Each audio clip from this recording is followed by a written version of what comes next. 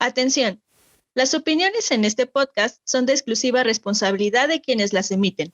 Por lo tanto, no representan necesariamente la posición de Habitando Ando.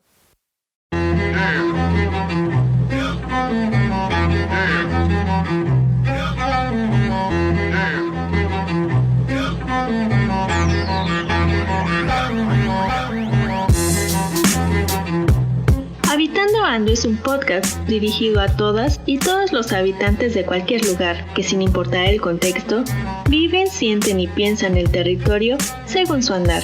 Dialogar lo que vivimos, vemos y pensamos es nuestra pasión. Compartirlo es nuestra misión. Ajuste sus audífonos, prepare su café, porque las charlas con el territorio están a punto de suceder.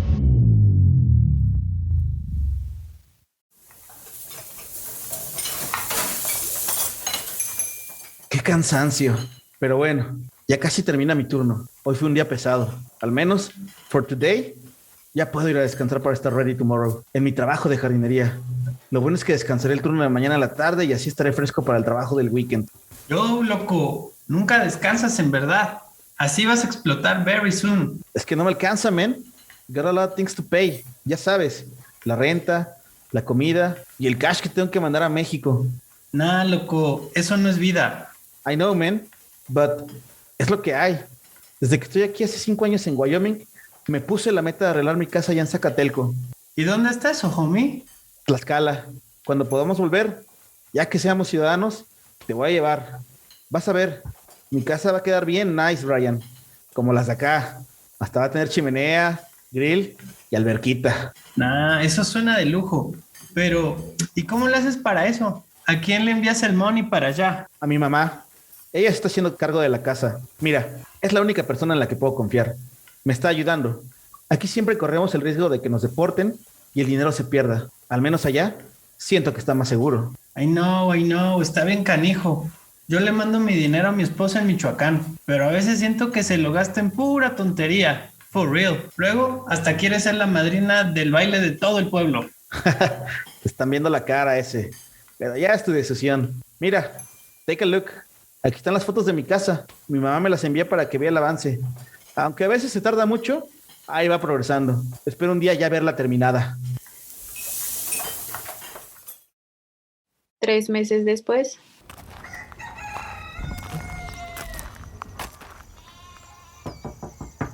¿Quién es? Hola, mamá.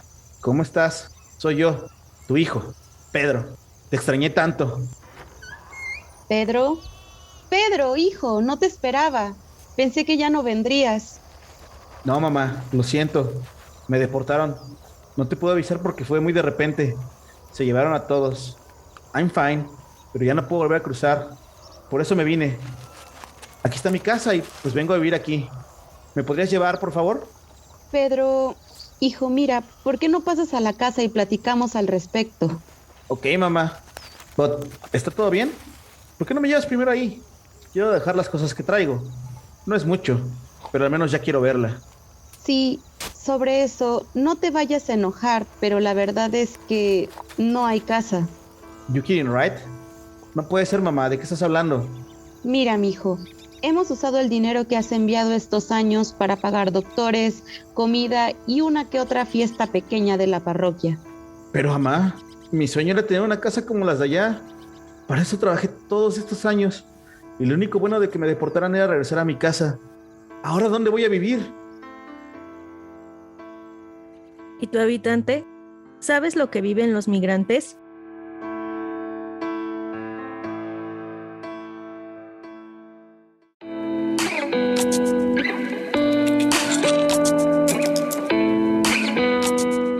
Bienvenidos a Habitando Ando, el podcast para todos los que viven, sienten y piensan el territorio según su andar. Muchas gracias por escucharnos en la etapa final de esta segunda temporada, donde junto con Roy y nuestro invitado especial abordaremos un tema de gran polémica para toda Latinoamérica. Así que preparen su café, habitantes, porque la charla se pondrá muy interesante. Y para no perder la costumbre, te pregunto, Roy, ¿qué opinas del tema que vamos a tratar? Hola Ale, ¿qué tal habitantes? Gracias por acompañarnos en este último episodio de nuestra segunda temporada. Sin lugar a dudas es un proyecto que sigue y sigue creciendo. Inclusive llegamos a ser escuchados por habitantes de otros países, que dicho sea de paso serán parte del tema del día de hoy.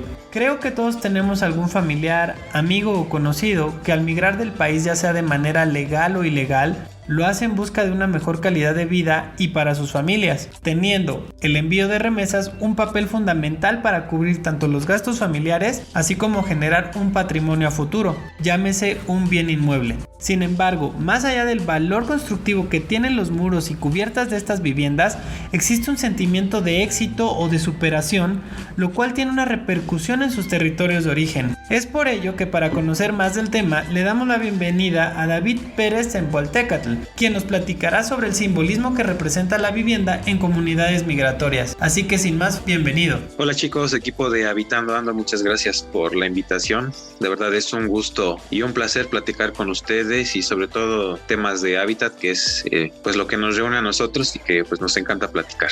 Ay, en verdad es un placer, David, que estés con nosotros. Y bueno, ya para poder abordar el tema, ¿nos podrías platicar a nosotros y a nuestros habitantes acerca de este fenómeno migratorio en la comunidad rural que abordas en tu tesis de investigación?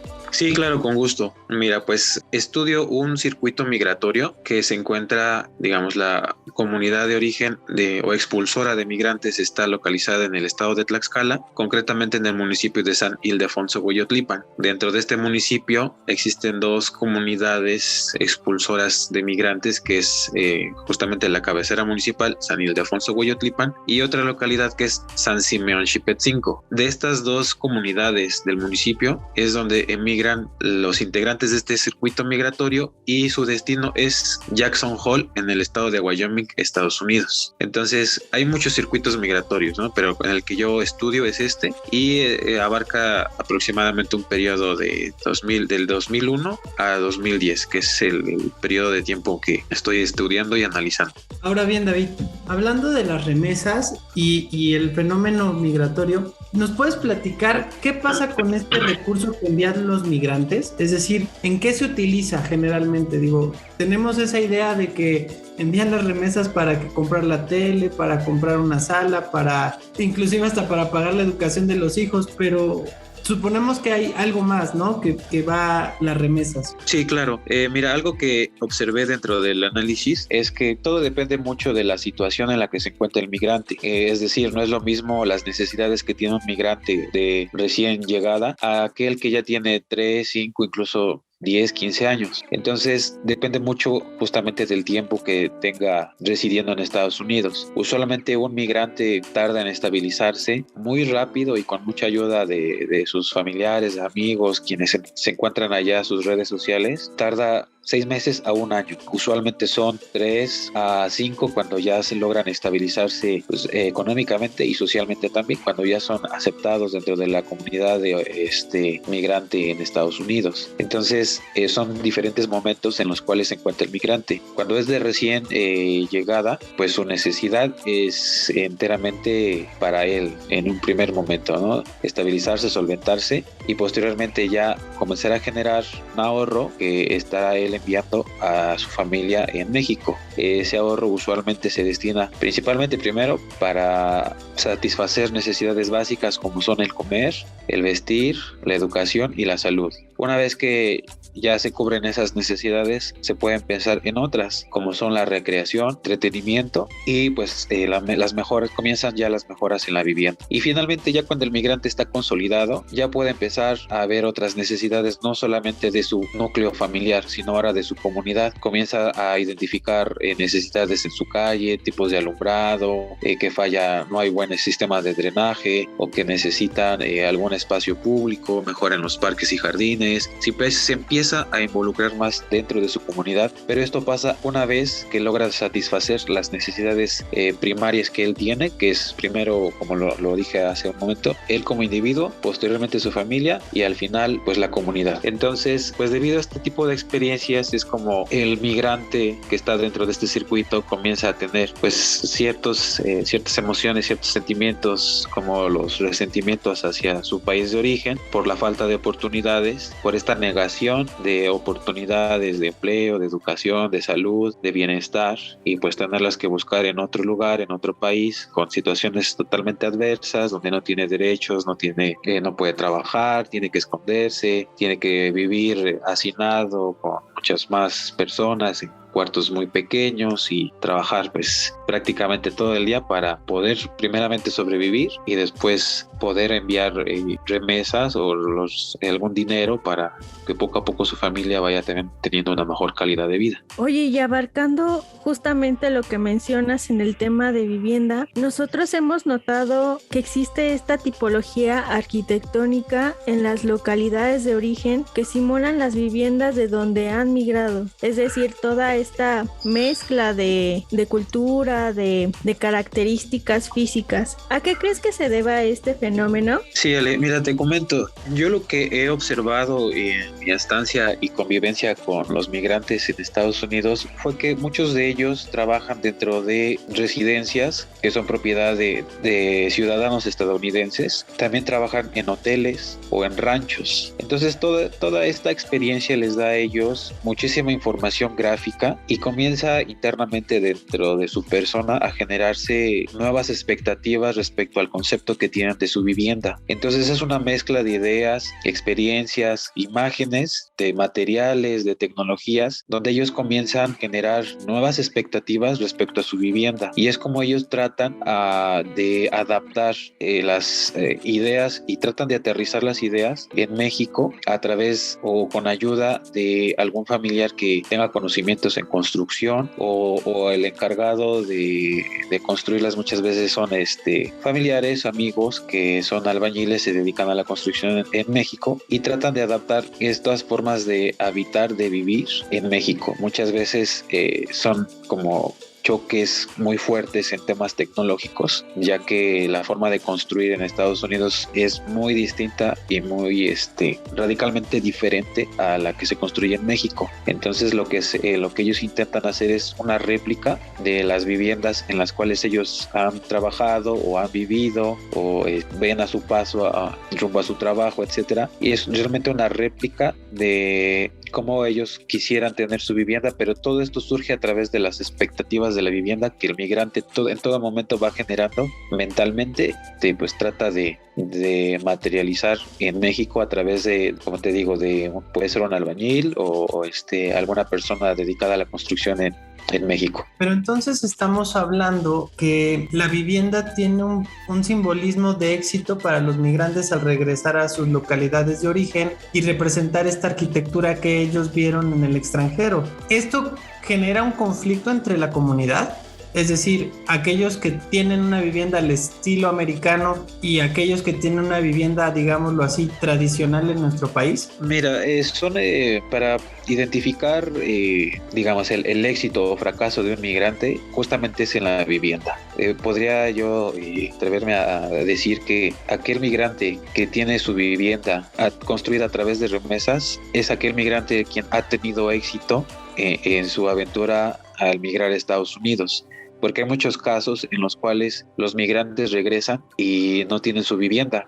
Entonces sí podría decir que la vivienda es una especie de triunfo, de una medalla, un reconocimiento, un trofeo en el cual queda evidenciado que el migrante ha logrado triunfar en su aventura en la migración. Y sí, efectivamente, todo depende qué tan acertadas hayan sido sus decisiones en temas de ahorro, depende mucho. Ahí se ve reflejado, mejor dicho, qué tan ostentosa y de gran tamaño es la vivienda para ver qué tan bien administró sus recursos, qué tan bien le fue, para poder considerarlo si fue un caso de éxito o de fracaso. Y justo lo que platicabas de que este tipo de casas son edificadas mediante la mano de obra de albañiles, a mí me llama mucho la atención el cómo es que es este proceso de diseño. O sea, es decir, cómo es que se pasa esta información por parte de una persona migrante hacia sus familiares que están en otro lugar. O sea, en realidad se replica exactamente de las características de la vivienda de Estados Unidos hacia las localidades rurales? Sí, fíjate que hay un intento por replicar muchísimos espacios. Concretamente he identificado un par de elementos, tal vez más, pero uno muy representativo, al menos de este circuito migratorio, es la chimenea. Muchas de las viviendas que tuve oportunidad de visitar en México, dentro de este circuito, contemplaban ese elemento decorativo y que sí era funcional también. Sin embargo, las temperaturas, las condiciones climáticas en México no son tan fuertes, tan severas como lo son en Estados Unidos, en Wyoming, donde sí cae nieve, es necesario una chimenea y además calefacción. Entonces, esto es algo que identifiqué en muchas de las viviendas, que trataban de ellos de recuperar ese elemento decorativo, y es igualmente como parte de ese simbolismo e identidad que le dan a su vivienda. Otra de las cosas es que dentro de este circuito migratorio en Estados Unidos es lícita la caza. Hay temporadas de cacería donde, como está cerca del parque Yellowstone,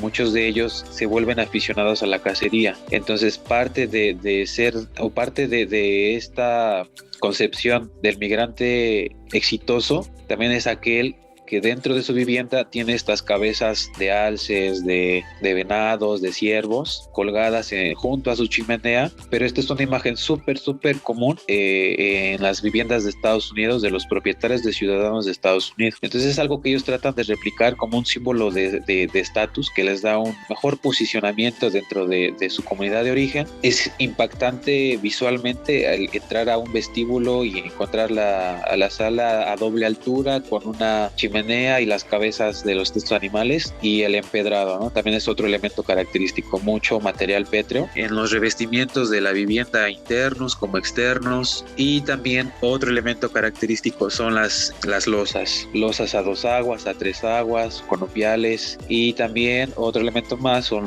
muchas veces también las columnas de diversos estilos, dórico, jónico, los capiteles, los pórticos. Entonces hacen una mezcla muy ecléctica, muy variada, muchos estilos, podríamos decir que toman de muchos colores, olores, sabores, hacen una mezcla y lo adaptan a su forma de vivir aquí en México. La gran diferencia, como les digo, es la tecnología, ya que por las condiciones climáticas en Estados Unidos, concretamente en ese estado, construyen con madera y utilizan aislantes, utilizan productos químicos para mantener la temperatura interna. Incluso usan sótanos para guardar mucho más calor en la vivienda, que no sea tan fría, y en México pues eso no se ocupa, ¿no? Ni siquiera es funcional un sótano, no se ha concebido siquiera el uso de ese espacio, pero ellos, los migrantes de retorno, tratan de adaptar nuevos hábitos que han ido adquiriendo en su experiencia migratoria, adaptar a su vivienda, como puede ser las cocinas. Pasan de una cocina tradicional de humo a una cocina integral, o una sala de convivencia a una sala de entretenimiento con una pantalla de X pulgadas, consolas de videojuegos, centros de entretenimiento, etcétera, cosas que antes de la experiencia migratoria pues posiblemente no tenían y no usaban y no necesitaban o no sentían necesario, ¿no? Pero es esta experiencia migratoria la que los hace identificar nuevas necesidades, nuevos hábitos, nuevas conductas, y bueno, teniendo el poder adquisitivo de las remesas, pues esto se concreta y hace posible. Ahora bien, David, anteriormente mencionabas que los recursos de los migrantes también se usan en beneficio de la comunidad, pero ¿cómo es que se genera este tipo de trabajo para mejorar la infraestructura de sus localidades de origen? Sí, he encontrado varias situaciones, como se los mencioné anteriormente, donde cuando el migrante se ha consolidado económicamente, puede comenzar a ver otro tipo de necesidades fuera de su círculo familiar. Es cuando a través del gobierno federal, estatal y municipal se pueden acercar a programas como el 3x1, que es un programa enfocado totalmente a migrantes, y donde los migrantes que tienen interés en regresar o invertir o mejorar sus comunidades de origen a través de las remesas, este programa los ayuda a materializar este deseo. Está enfocado sobre todo en infraestructura y equipamiento urbano, arreglar calles, mejorar drenajes, colocar luminarias, incluso construir escuelas, clínicas, comandancias de policía, etcétera. Todo depende del recurso con el que los migrantes cuenten, porque aquí no es solamente una persona, sino ya son grupos, ya son colectivos de migrantes que, como ya están consolidados, pues ahora buscan de alguna manera, y por ese sentimiento de arraigo, pues resarcir de alguna manera o agradecer a su comunidad de origen pues ese vínculo, ese amor que le tienen a la tierra, pues de esta forma, ¿no? Tratando de mejorar pues su imagen urbana, su infraestructura, su equipamiento urbano, y es a través de estos programas que se apoyan en los gobiernos locales que pueden materializar este deseo. Y es muy importante lo que tú comentas, David, porque incluso pasándonos un poquito al episodio anterior, habitantes, de acerca de los fenómenos naturales, pues también se ha comprobado que durante el sismo del 19 de septiembre, los mismos migrantes utilizaron ciertas remesas para poder ayudar a los damnificados y poder reedificar la vivienda. Pero entonces, después de todo esto, cuando una persona migrante regresa a su localidad de origen, ¿cómo se integra nuevamente a su propia comunidad? Mira, ese es distinto para cada migrante. Usualmente es como se los mencionaba anteriormente, puede haber dos tipos de escenario, el migrante que tuvo éxito y el migrante que no. Entonces, de acuerdo a la experiencia del migrante, es la aceptación o rechazo de su comunidad de origen. Quien tuvo éxito usualmente es bien recibido. Su estatus social dentro de la comunidad cambia, es para mejorar, y tiene como ciertos privilegios, ciertas consideraciones. Usualmente se le invita a eventos sociales, se le busca para patrocinios en eventos religiosos, incluso los vecinos, amigos y familiares pues lo buscan para pues eventos sociales, donde él pueda apoyarlos en el financiamiento de parte o la totalidad del evento, ¿no? Entonces, de alguna manera, este proceso de consolidación del migrante, que lo lleva a tener pues este reconocimiento de la comunidad, es lo que le hace tener lo colocan en ese pedestal dentro de su comunidad. Caso contrario a quien no tuvo esa fortuna o esa buena administración de sus recursos y pues no logró concluir, llega con deudas, no trae nada, y llega aún más con resentimientos hacia su propio país, renegando, hablando, teniendo una mala actitud, enojado pues consigo mismo, con su familia, con su entorno. Entonces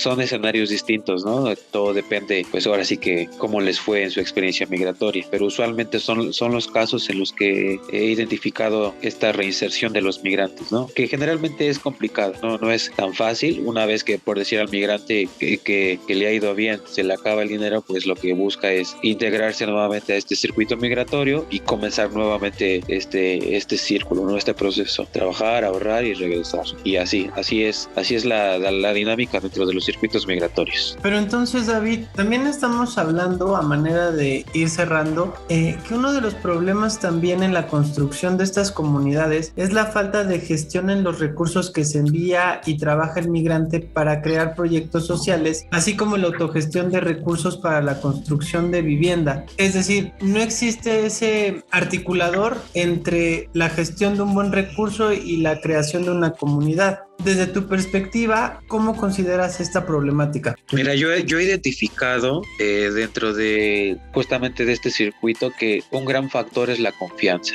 El migrante usualmente desconfía de todo, de su familia, de las autoridades, de las instituciones. En todo momento el migrante se siente agredido y se siente usado y que se van a aprovechar de él. Entonces, ¿qué es lo que pasa? Cuando no le queda de otra, al menos hablando concretamente de su vivienda, y él quiere invertir para construir su vivienda, pues tiene que confiar forzosamente en su familia, ya sea en su esposa, en su madre o en algún familiar cercano que le inspire esa confianza. Sin embargo, hay muchos casos de fracaso, donde pues dependiendo quién sea el familiar que le genere la confianza y qué tan pues no sé qué tan abusivo, por decirlo así, sea este familiar, pues son los resultados obtenidos, ¿no? O sea, van desde que la esposa esposa hace una fiesta con el dinero, o se compra una camioneta, o compra electrodomésticos, o donde la mamá ocupa el dinero para mejorar su propia vivienda, o el hermano que se gasta todo y lo engaña y le manda fotos de otras viviendas de los vecinos. O sea, son estos riesgos a los cuales el migrante se expone, pero realmente no tiene grandes opciones. O sea, es confiar en estas posibilidades o no hacer nada. Entonces tiene que correr ese riesgo, y bueno, hay veces en las cuales el recurso sí se destina a lo que el migrante quiere, pero por esa falta de capacitación, de profesionalismo, de baja calidad en la mano de obra, de mala elección de materiales, pues el resultado no es el deseado, ¿no? Viene esta desilusión, este rompimiento de expectativas y donde el migrante, pues al ver su vivienda que le costó tantos años y tanto esfuerzo construida, pues es la gran desilusión de no ser lo que le esperaba, ¿no? Entonces, algo que yo veo como área de oportunidad o una posible o apoyo de parte del gremio de la arquitectura y el diseño es pues brindar ese apoyo profesional, para lo cual fuimos capacitados en esta formación académica, que no es exclusiva del arquitecto o el ingeniero. Sin embargo, sí podemos evitar muchos tragos amargos a los migrantes que deseen acercarse a un profesionista y hacerle ver pues esas ventajas, ¿no? de acercarse a quien sabe, a quien ha estudiado, a quien tiene esta habilidad ya desarrollada, conjuntamente con mano de obra calificada, con experiencias, con conocimiento de los sistemas constructivos, etcétera, ¿no? O sea, insisto, no es exclusivo de ingenieros y arquitectos, sin embargo, ayuda muchísimo a reducir sobrecostos, errores en diseño, errores constructivos y evidentemente pues a una mayor satisfacción del resultado obtenido para el migrante. Entonces, esto de lo que nos acabas de platicar, ¿consideras que es una forma para poder mejorar la gestión de los recursos enviados por una persona migrante? Sin duda, yo creo que es vital en el circuito migratorio el tema de la confianza. O sea, si hubiera una figura, una institución o una persona que justamente le diera esa tranquilidad, transparencia de que las cosas van a ser y utilizarse como él necesita y requiere, creo que las cosas podrían salir mucho mejor. El migrante, yo creo que hasta con más ímpetu, más ganas, haría las cosas, primero en su vivienda y posteriormente en su comunidad. Y yo creo que muchos más migrantes consolidados se animarían a invertir sus remesas en las mejoras de sus comunidades y bueno, previamente de sus viviendas. Perfecto, David. Sin duda es un tema muy interesante y quisiéramos que nos compartieras el nombre de tu trabajo de tesis, así como algunos medios digitales en los que te pudieran contactar algunos de nuestros habitantes interesados en el tema. Sí, claro. Mira, el título de la tesis es El hábitat del migrante de retorno y su reconfiguración para la creación de nuevas realidades dentro del circuito migratorio Jackson Hole, Wyoming, Estados Unidos, Hueyotlipan, Tlaxcala. Quien desee aprender un poquito más del tema, pues les dejo mi correo, es adata.arquitectos@gmail.com. Listo, muchas gracias David por acompañarnos. Y habitantes, no se olviden de seguir a nuestro invitado y tampoco de seguirnos en nuestras redes sociales. Estamos en Instagram como @habitando.ando y en Facebook como HabitandoAndo. A mí me encuentran en Instagram como @ale.chvillordo. ¿Y a ti, Roy? Y a mí me pueden encontrar en Twitter como RoInArch. Y para finalizar este episodio, les queremos decir que a nombre de todo el equipo que conforma Habitando Ando, agradecemos que nos hayan acompañado durante estos primeros 12 episodios. Así que pronto nos escucharán en la tercera temporada. Disfruten y vivan su territorio. ¡Hasta pronto!